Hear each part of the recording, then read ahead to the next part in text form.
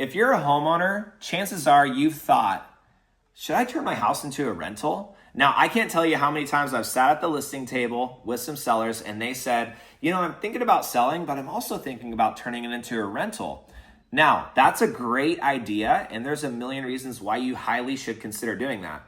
But there's 3 reasons why you might want to consider not doing it that a lot of people just don't know about. Number 1 is the tax saving benefit. When you turn your primary residence into a rental, you now have to pay taxes on the gain. If you're to keep it as a primary residence, let's say you got $100 in equity, you get to stick that $100,000 in your back pocket. The government's never going to come for it because as a single individual, the first $250,000 of gain is tax-free, $500,000 per married couple.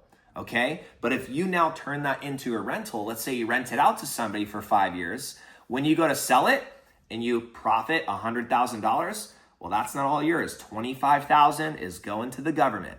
Okay, so keep that in mind, that your highest tax savings comes from owning your primary residence and selling it as your primary residence.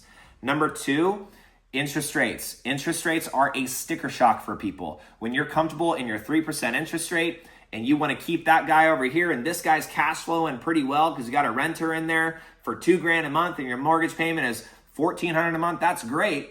But then when you jump into a 6.5% interest rate over here, people are sticker shocked to realize their mortgage payment is like $5,000 a month. And I'm telling you right now, when I have my clients who are financing around like $400,000 of a loan, it's usually like $4,000 a month. So do the math. It gets expensive pretty fast. And people just don't realize how much your payment changes from a 3% interest rate to a 6.5% interest rate. It's a big jump. And number 3, you need the ability to save money and fast. When you decide to turn your house into a rental, you are starting from ground zero and you need to create a brand new down payment to buy your new house over here.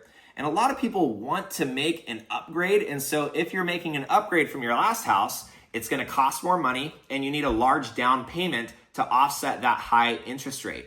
So for the people who want to turn their house into a rental, you need to have the ability to save money because you're starting over. You are going to be putting down a large down payment and you got to be able to save money and fast. So if that's not you, it might be difficult for you to pull this off. So I hope that was helpful for you guys. My call to action is if you want to know if your house would be a good candidate for a rental property, reach out to me and I would love to analyze the deal for you. We could show you what your cash flow would be, if that's a good rate of return on your money versus taking all of that money and throwing it down on your next house. And you could see what that tax savings would be and what the tax loss would be. It would be a really cool thing. So reach out to me, Nick Toomey. You guys got my info. Would love to help you, and I'll see you guys soon.